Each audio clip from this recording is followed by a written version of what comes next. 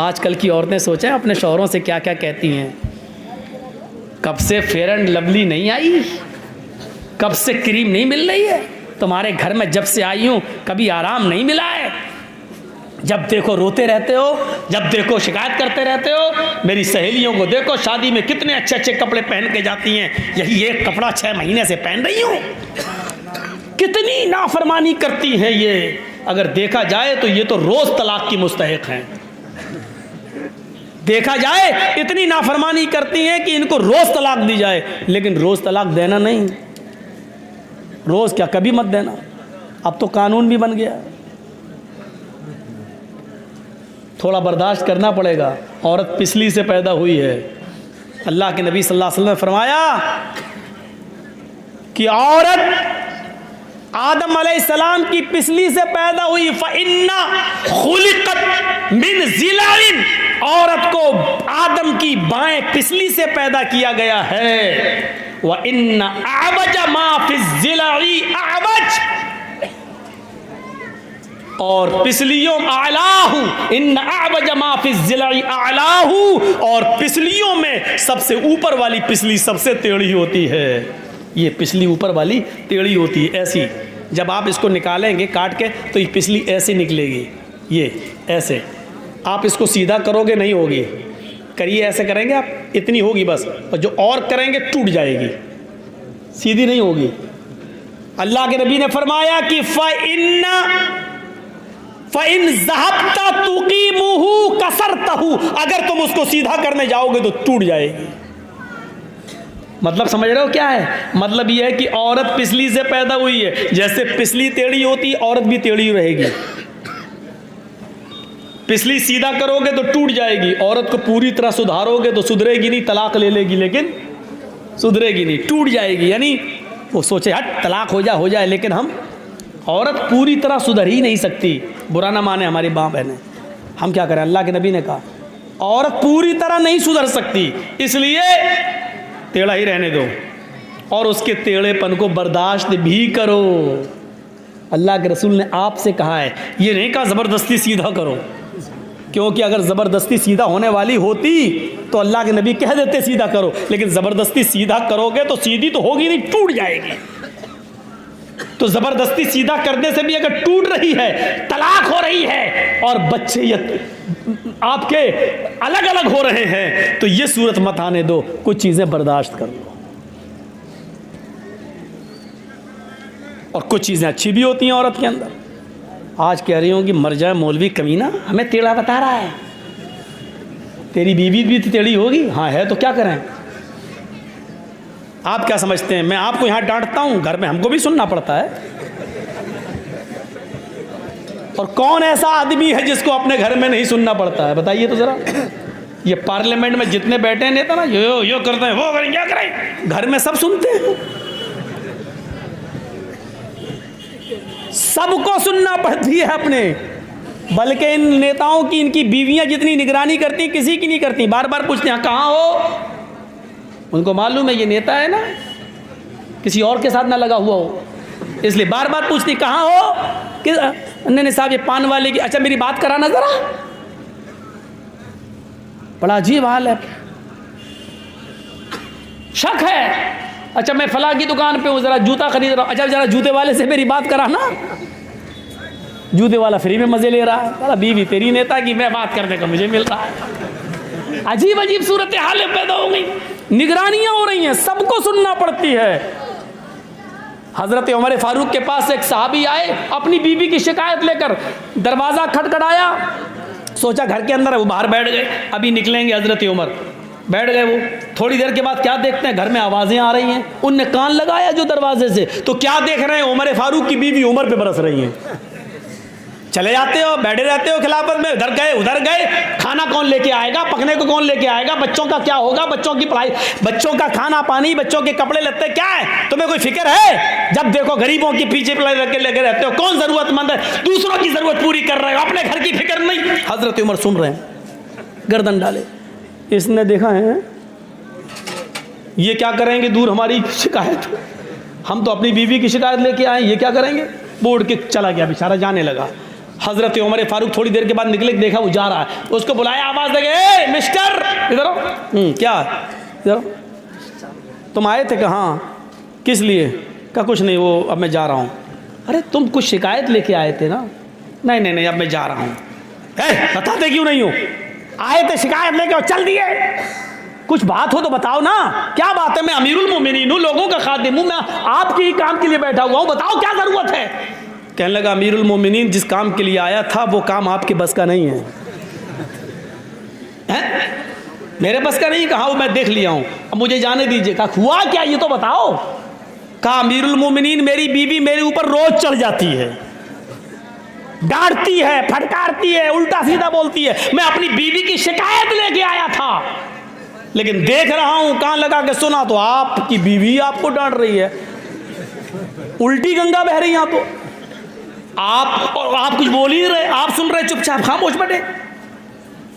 22 लाख मुरब्बा मील पर हुकूमत करने वाला भी अपनी बीवी की सुन रहा है। ये तो शुक्र मनाए कि इसकी बीवी है नहीं, वरना आधी परेशानियां दूर हो गई होती।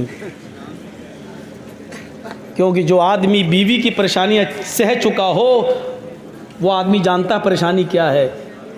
इसलिए जिसको घर में परेशान करने वाली बीवी नहीं होती वो दूसरों को परेशान करता है। देखना इस जुमले को कैसे एडिट करेंगे लोग,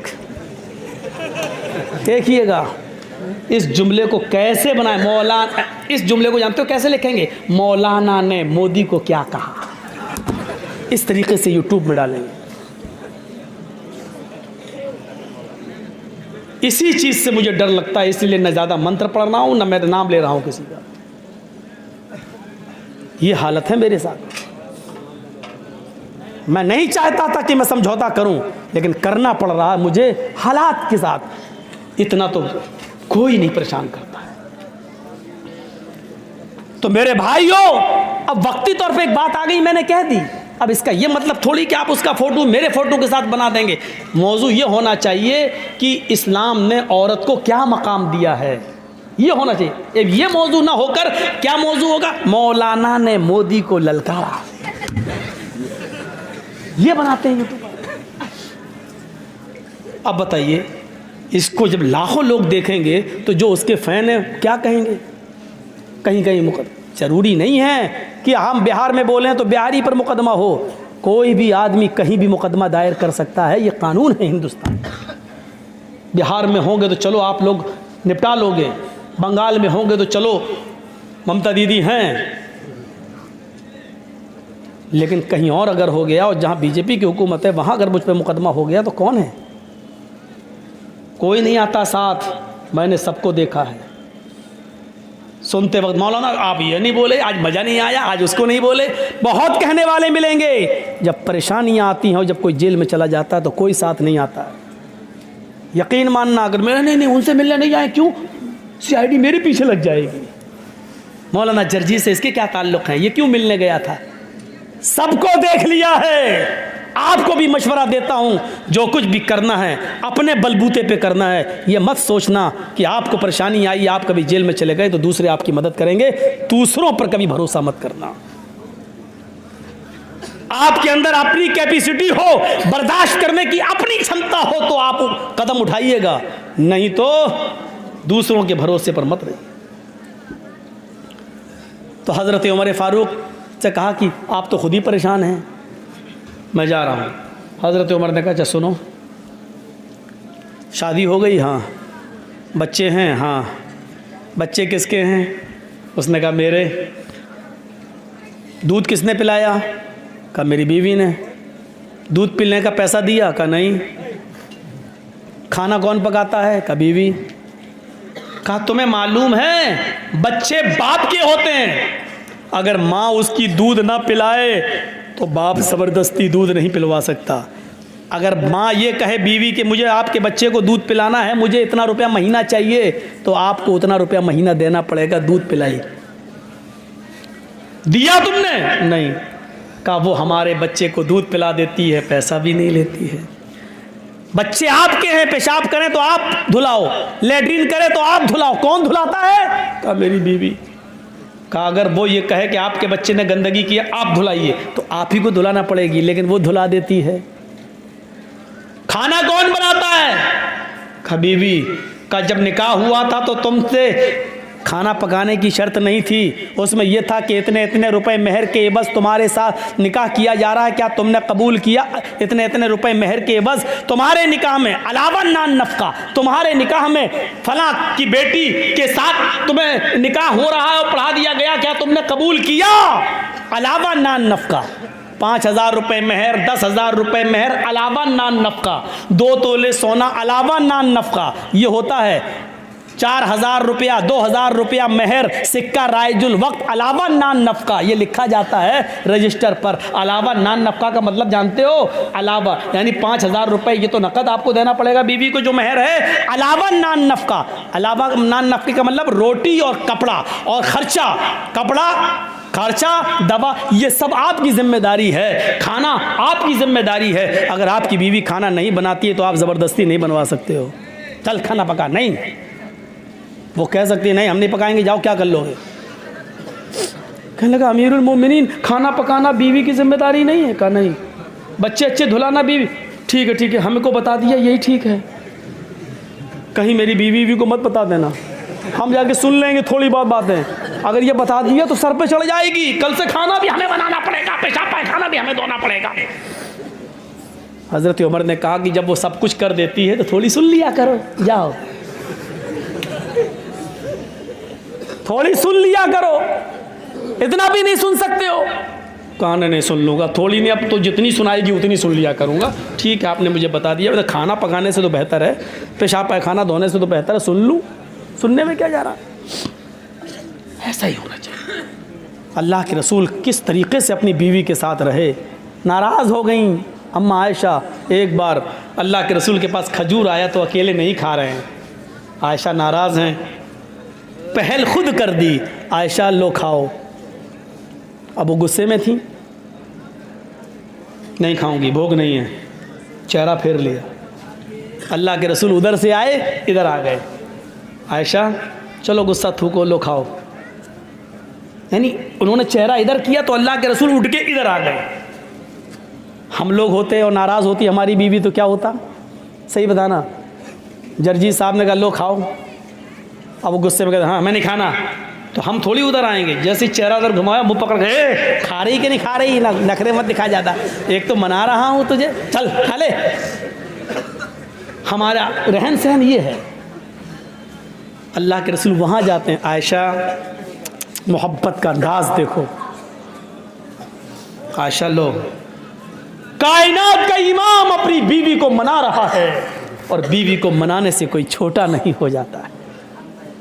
ये याद रखो, जो लोग ये समझते हैं कि बीवी को मनाने से हमारी शान घट जाएगी, लोग जोरों के गुलाम कहेंगे, उनका रांची के पागल खाने में उनका इलाज करो। जो बीवी को मनाने में ये समझता है कि मेरी शान घट जाएगी, तो माफ़ करना, तू और शान और शौकत में तू शाहजहां नहीं है, औरंगज़ेब नहीं है। कायनात का इमाम बीवी को मना रहा है, अल्लाह का प्यारा नबी बीवी को मना रहा है, और अल्लाह के बाद जिसका मकाम और मर्तबा सबसे बड़ा हो वो अपनी बीवी को मना रहा है। लो खाओ आयशा, गुस्सा थूको। उन्होंने फिर इधर चेहरा कर लिया, मैंने कहा ना कि मुझे भूख नहीं लग रही है, फिर चेहरा इधर आ गए। अब गले में हाथ डाल लिया, सर पे, आयशा नहीं, चलो मुंह खोलो। अब आप ये भी नहीं कह रहे लो, अब आप क्या कह रहे हैं? मुंह खोलो, चलो कुली बिस्मिल्लाह, चलो अल्लाह का नाम लेकर खाओ। हज़रत आयशा भी जानती थी कि ज़्यादा नहीं कहलवाना चाहिए, 1-2 बार हो गया, 3 बार से ज़्यादा होना भी नहीं चाहिए, तो वो भी अब मान गई, लेकिन तंज भरा जुमला फिर भी कह दिया, लो चलो मुंह खोलो, कुली बिस्मिल्लाह, अल्लाह का नाम लेके खाओ। ऐसा लग रहा है जैसे इससे पहले मैं अपने बाप का नाम लेके खाती थी। खा लिया, हंसने लगी, दोनों मुस्कुरा दिए। शैतान इसी चीज़ से जलता है कि मियाँ बीवी में हमने आग लगाई और ये एकदम मन गए। शैतान को सबसे ज़्यादा तकलीफ़ तब होती है। अब अल्लाह के रसूल कहते हैं नहीं खा रही, मर भूखी, हट, तो क्या होता, वो उधर टेढ़ी तो है ही औरत जात, और हम और छोड़ देते तो तलाक पे नौबतें आ जाती हैं। तो तलाक पे नौबतें नहीं आने दीजिए मेरे भाइयों, मनाओ। अल्लाह के रसूल अपनी बीवी के साथ जब चल रहे हैं और कोई नहीं है, एक बाग, एक जंगल से गुजर हो रहा है, बाग से, हदीका, गार्डन से, तो अल्लाह के रसूल ने, हज़रत आयशा ने कहा अल्लाह के नबी चलो ज़रा दौड़ते हैं, कौन आगे निकल जाए। अल्लाह के नबी दौड़े, हज़रत आयशा दौड़ी, दोनों दौड़े, आयशा आगे निकल गई, अल्लाह के नबी पीछे रह गए। हज़रत आयशा कहती हैं, आयशा अल्लाह के नबी आप तो हार गए, मैं जीत गई, मैं कामयाब हो गई, मैं जीत गई। आपने कहा जी कोई बात नहीं, आप जानते हैं बीवी जीती तब भी मेरी खुशी, मैं जीतता तब भी मेरी खुशी, लेकिन बीवी जीत गई, उसको खुशी हो रही तो होने दो। हाय हाय हाय। 3-4 साल के बाद फिर उसी रास्ते से गुजर हो रहा है। अल्लाह के नबी ने कहा आयशा कुछ याद आया? हाँ आया, यहाँ हम लोग 4 साल पहले दौड़े थे। हाँ। हज़रत आयशा कहती चलिए फिर दौड़ लगाते हैं, देखें कौन आगे निकल जाए। फिर दौड़े, अब अल्लाह के नबी आगे निकल गए, आयशा पीछे रह गई। औरत को खुशी होती है तो गुस्सा भी बहुत जल्दी आता है, ये फितरत है औरत की। अल्लाह के नबी ने कहा क्या हुआ? कुछ नहीं। अच्छा वो पीछे रह गई इसलिए ना। आपने कहा आयशा देखिए, समझ गए, शौहर वो होता है जो अपनी बीवी का चेहरा पढ़ ले, समझ गए। आज बेचारी पीछे रह गई है इसलिए तकलीफ़ हो रही है। आपने कहा आयशा पहले तुम क्यों आगे निकली थी मालूम है? कहा क्यों? कहा पहले तुम पतली दुबली थी, इसलिए दौड़ती हुई आगे निकल गई थी। इन 4 सालों में तुमने कुछ खाया है, मदीने के खजूरों ने तुम्हें थोड़ा मोटा कर दिया है, पहले से तुम्हारा वज़न थोड़ा बढ़ गया है, इसलिए पीछे रह गई, मैं आगे निकल गया। हाँ हो सकता है। अभी भी अल्लाह के नबी समझ रहे हैं कि वो खुशी नहीं है जो होनी चाहिए।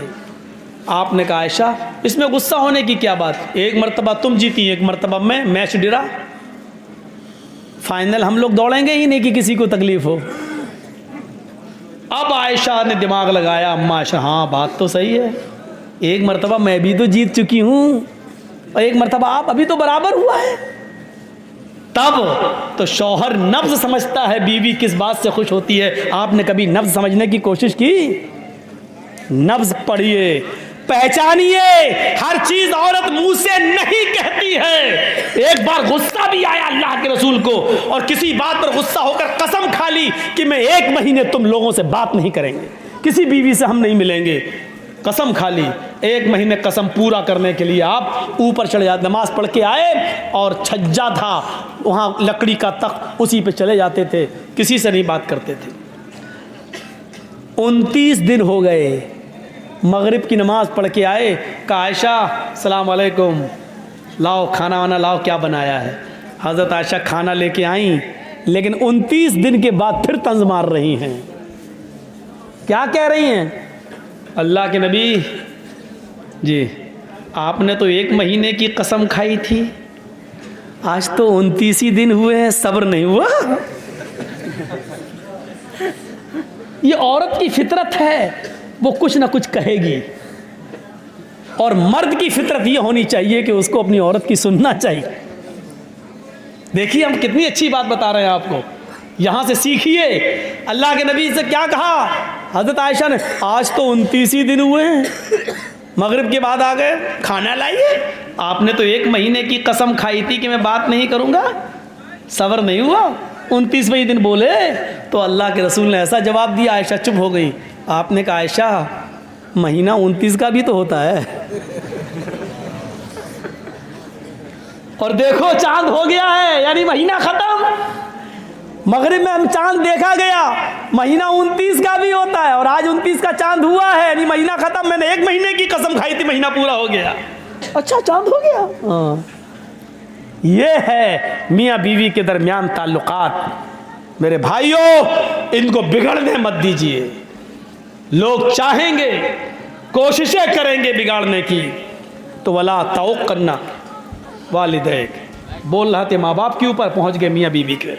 वला तउक्कन वालिदैक व इन मराकन तखरुज मिन अहलिक व मालिक, दो चीजें। तीसरी चीज वला ततरुकन सलातन मक्तूबतन मुतअम्मिदन फइन्न मन तरक सलातन मक्तूबतन मुतअम्मिदन फकद बरियत मिनहु जिम्मतुल्लाह। फर्ज नमाज कभी कसदन जानबूझकर मत छोड़ना। जो फर्ज नमाज जानबूझकर छोड़ देता है, अल्लाह रब्बुल आलमीन के ऊपर से उसकी जिम्मेदारी उठ जाती है, फिर अल्लाह को उसकी कोई फिक्र नहीं होती। फर्ज नमाज कभी जानबूझकर मत छोड़ना। जंग हो रही है लेकिन सहाबा नमाज नहीं छोड़ रहे। अगर 500 आदमी जंग लड़ रहे हैं, अजान का टाइम हो गया तो 250 लोगों ने मोर्चा संभाल लिया और 250 लोग नमाज पढ़ने में मसरूफ हो गए। जब ये 250 नमाज पढ़ चुके तो इन्होंने मोर्चा संभाल लिया और जो लड़ रहे थे उन्होंने नमाज पढ़ना शुरू कर दी। मेरे भाइयों, जंग हो रही है लेकिन सहाबा ने नमाज नहीं छोड़ी। नमाज किसी भी कीमत पर माफ नहीं। जरजीस साहब को आरएसएस के कुछ गुंडे पकड़ के बांध दें, पेड़ से बांध दें, लाठी डंडे बरसाएं, हाथ पैर बंधे हैं, अभी जिंदा हैं जरजीस साहब और अजान का टाइम हो चुका है। आवाज आ रही है अल्लाहू अकबर अल्लाहू अकबर। जरजीस साहब के ऊपर अब फर्ज हो गया कि वो नमाज पढ़ें। या अल्लाह, गुंडों ने बांध रखा है, हम नमाज कैसे पढ़ें?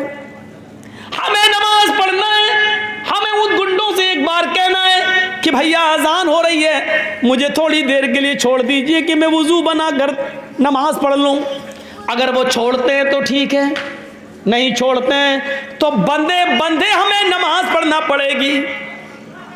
वुजू नहीं है, वुजू के लिए भी आपके हाथ पैर नहीं खोले जा रहे हैं तो आपको दिल में वुजू की नीयत करना पड़ेगी कि मैंने वुजू बना लिया। अगर मैं खुला हुआ होता तो वुजू जरूर बनाता, लेकिन मैं बंधा हुआ हूं और इन लोगों ने मुझे वुजू बनाने के लिए पानी नहीं दे रहे, हाथ पैर नहीं खोल रहे। आय अल्लाह, मैंने नियत से वुजू बना लिया, मेरी नियत वुजू की है, आपका वुजू हो गया। ये लोग मुझे हाथ नहीं उठाने दे रहे, मैंने बंदे बंदे अल्लाह नियत कर ली, अल्लाहू अकबर। ये मेरा चेहरा किबले की तरफ नहीं कर रहे हैं। अल्लाह, जिस तरफ मेरा चेहरा है तू मेरे दिल की नीयत को जानता है। अगर मैं खुला होता तो किबले की तरफ चेहरा करता। आय अल्लाह, मैं खुला नहीं हूं, बंधा हुआ हूं, मैं इसी तरफ रुक करके नमाज पढ़ रहा हूं, तो मेरी इबादत को कबूल कर ले, इसी को मेरे लिए किबला बना दे। आपको उसी हाल में नमाज पढ़ना पड़ेगी। वुजू नहीं बनाने दिया जा रहा है तो नियत कर लो वुजू की, वुजू हो जाएगा। किबले की तरफ चेहरा नहीं करने दिया जा रहा है तो जिस तरफ तुम्हारा चेहरा उसी तरफ तुम जुमले पढ़ना शुरू कर दो, तुम्हारी नमाज होगी। हाथ नहीं उठाने दिया जा रहा है, नियत नहीं बांधने दी जा रही है, जबान से अल्फाज अदा करते रहो, अल्हम्दुलिल्लाहि रब्बिल आलमीन अर्रहमानिर रहीम मालिकी यौमिद्दीन।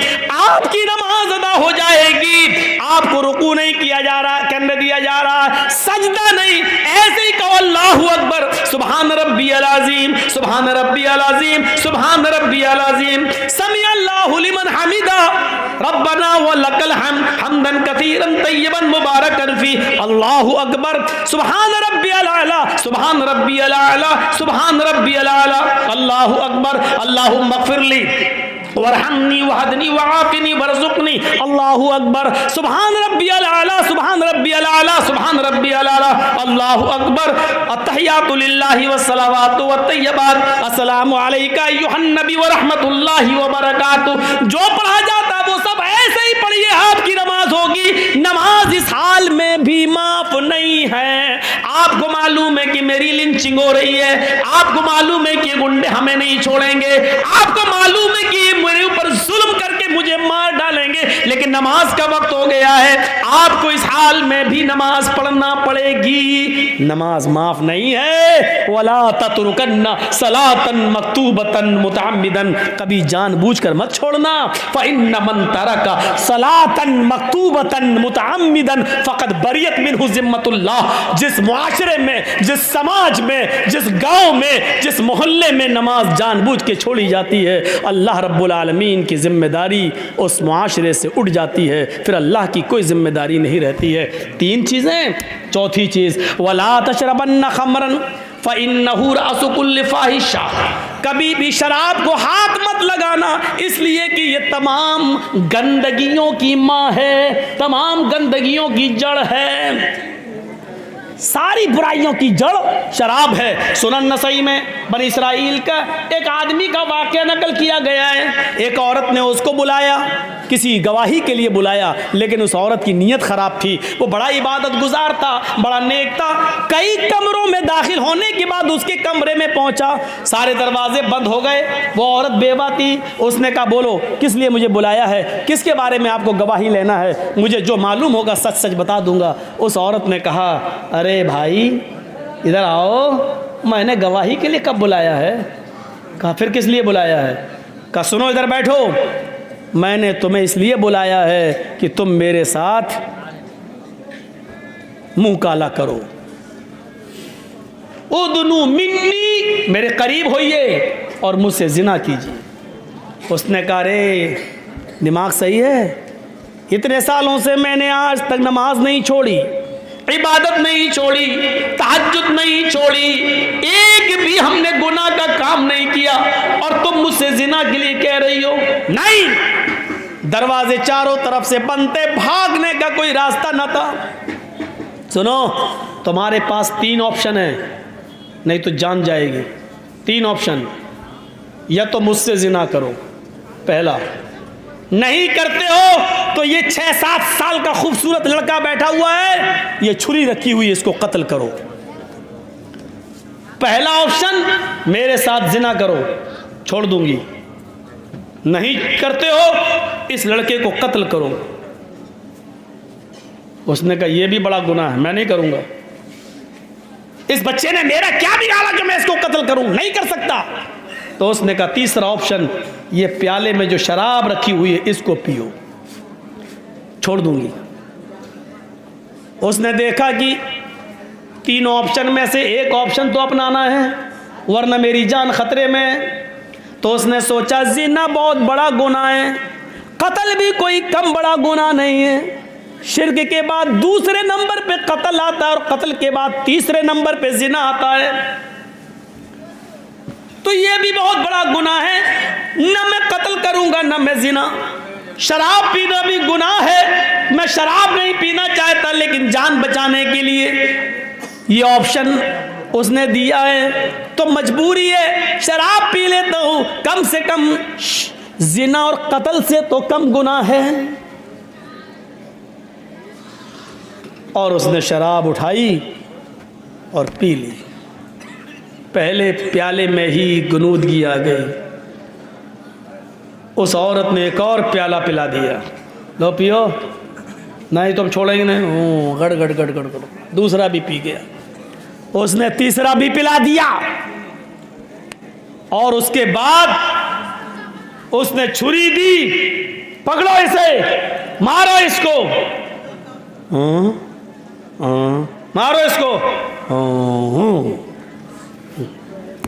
बच्चे को भी कत्ल कर दिया।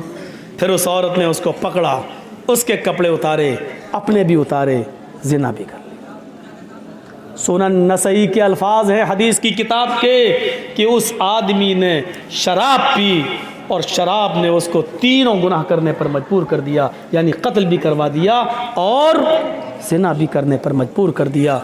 वरना एक जिना कर लेता, बच जाता, जान बच जाती, 2 गुनाह से बच जाता, औरत भी खुश हो जाती, बाद में जाके तौबा कर सकता था। लेकिन उसने ये सोचा कि शराब कत्ल और जिना से छोटा गुनाह है, लेकिन ये नहीं समझ पाया कि शराब तमाम गुनाहों की माँ है, तमाम बुराइयों की जड़ है। इसलिए उसने शराब पी, और शराब पीकर उसने 3 काम कर डाले। शराब पीकर शराब पिया, और शराब पीकर कत्ल किया, कत्ल के बाद जिना किया। एक काम करवाया जा रहा था, लेकिन शराब ने उससे 3 काम करवा लिए। इसलिए अल्लाह के नबी ने फरमाया कि शराब के करीब मत जाओ, कभी शराब मत पियो, इसलिए कि तमाम बुराइयों की जड़ है। कितने नौजवान शराब पीकर अपने घर में आकर अपनी माँ को चुप कुतिया, छिनाल, रंडी, पता नहीं क्या क्या अपनी माँ को बोलते हैं अपनी जबान से। यह शराब तसव्वुर करो तुम्हारे कलेजे कैसे बर्दाश्त कर लेते हैं कि शराब पीकर तुम अपनी माँ के सामने आ जाओ, अपनी बहन के सामने आ जाओ और उन्हीं को माँ बहन की गालियां दो। ये तुम्हारे ज़मीर कैसे गवारा कर लेते हैं।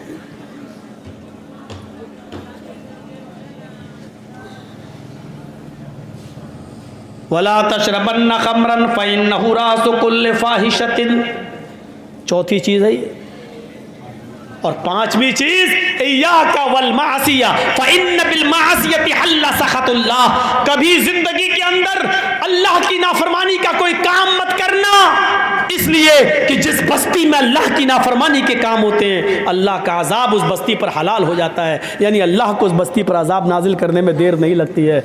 नाफरमानी के काम हो रहे हैं ना, इसलिए बारिश रोक दी जाती है। जब नाफरमानी के काम ज़्यादा होते हैं तो गाँव से बरकतें उठा ली जाती हैं। जब नाफरमानी के काम ज़्यादा होते हैं तो जालिम हुक्मरान हमारे ऊपर मुसल्लत हो जाते हैं। आज हम रो रहे हैं, चीख रहे हैं, चिल्ला रहे हैं, ऐसा कभी जिंदगी में नहीं हुआ। इस तरीके की हमने कभी दिन नहीं देखे। आज ये दिन क्यों देखना पड़ रहे हैं? ये तो अल्लाह के नबी ने फरमाया था, अमालुकुम व मालुकुम, जैसे तुम अमल करोगे वैसे हम तुम्हारे ऊपर हुक्मरान बिठा देंगे। हमारे अमल अच्छे होते तो अच्छे लोग हमारे ऊपर हुकूमत करते, हमारे अमल बुरे हैं इसलिए बुरे लोगों को अल्लाह ताला ने हमारे ऊपर मुसल्लत कर दिया है। जिस बस्ती में अल्लाह की नाफरमानियाँ ज़्यादा होती हैं उस बस्ती पर अल्लाह का अजाब हलाल हो जाता है। अल्लाह रब्बुल आलमीन उस बस्ती पर अजाब नाजिल कर देता है। डरो, इन पांचों चीज़ों को अपने जहन में रखो। शिरक ना करना, माँ बाप की नाफरमानी मत करना, फ़र्ज़ नमाज कभी कसदन जानबूझकर मत छोड़ना, शराब मत पीना और अल्लाह की नाफरमानी का कोई काम मत करना। पांच चीज़ें मैंने इख्तिसार के साथ बताई हैं, पांच रह गई हैं, फिर कभी किसी दूसरे मौके पर पूरा करूँगा क्योंकि 3 बजने वाले हैं और मैं 2 घंटा पौने 2 घंटे से ज़्यादा नहीं बोलता हूँ। तो हम अल्लाह ताला से दुआ करते हैं कि बारे अल्लाह तो हमारी ख़ताओं को माफ़ फरमा दे, हमारे गुनाहों को बख्श दे, हम जमीअ मुसलमानों पर रहम फरमा। बारे अल्लाह हम तमाम मुसलमानों के अंदर इस्लाम पूरा पूरा दाखिल फरमा दे। बारे अल्लाह हमें इस्लाम के अंदर जिन चीज़ों से इस्लाम ने हमें रोका हमें उससे रोकने की तौफ़ीक़ अता फरमा। जब तक हमें ज़िंदा रख, इस्लाम पर ज़िंदा रखना, जब हमारा ख़ात्मा हो तो ईमान पर हमारा ख़ात्मा फरमाना। व मा अलैना इल्लल बलागुल मुबीन व आखिरु दावाना अनिल हम्दुलिल्लाहि रब्बिल आलमीन। अस्सलामु अलैकुम व रहमतुल्लाहि व बरकातुहू। हमने फिर एक बार रिक्वेस्ट कर रहे हैं, हम गुजारिश कर रहे हैं अपने चैनल वालों से कि अपने आप को संभालो, ख़ास तौर पर कोई राजनीतिक चीज़ हमारी न डाली जाए, कोई ऐसी चीज़ न डाली जाए जिससे हमें परेशानी हो, वरना आप तो मालूम ही हैं कि मेरे लिए मुसीबत खड़ी हो जाती है।